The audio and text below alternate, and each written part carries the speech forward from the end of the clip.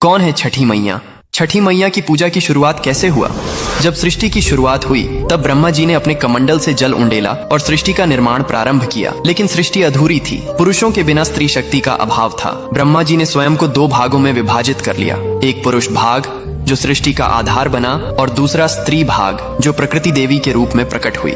यह प्रकृति देवी ही सृष्टि की अधिष्ठात्री थीं, जिन्होंने स्वयं को 6 भागों में विभाजित कर लिया। इन 6 भागों को षड्मातृकाएं कहा जाता है, लेकिन छठी मैया का स्वरूप इनसे अलग और विशेष था। वे ब्रह्मा जी के मन से उत्पन्न हुई। मार्कंडेय पुराण में स्पष्ट उल्लेख है कि सृष्टि के छठे दिवस पर ब्रह्मा जी ने उन्हें जन्म दिया ताकि वे संतान की रक्षा का दायित्व संभालें। ब्रह्मा जी के मन से उत्पन्न हुई, इसलिए मानस पुत्री कहलाती हैं। ब्रह्म वैवर्त पुराण में बताया गया है, जहाँ छठी मैया को सूर्य देव की बहन बताया गया है। सूर्य देव ने अपनी बहनों की रक्षा के लिए छठी मैया को विशेष शक्ति प्रदान की। कथा के अनुसार जब सूर्य देव अपने रथ पर सवार होकर आकाश में विचरण कर रहे थे तो राक्षसों ने देवलोक के बच्चों को नुकसान पहुंचाना शुरू कर दिया। सूर्य देव ने अपनी छोटी बहन षष्ठी देवी को बुलाया और कहा, हे बहन, तुम्हें संतान की रक्षा का भार संभालना होगा। मेरी किरणों से शक्ति लो और पिशाचों का संहार करो। छठी मैया ने तपस्या की। वे सूर्य की किरणों के नीचे खड़ी रहीं, जल अभिषेक किया और ठेकुआ गुड़ गेहूं का प्रसाद चढ़ाया।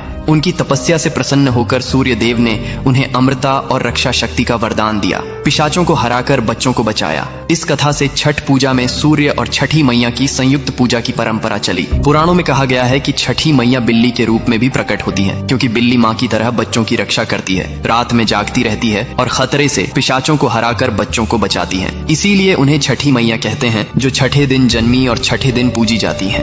कमेंट में लिखो, जय छठी मैया।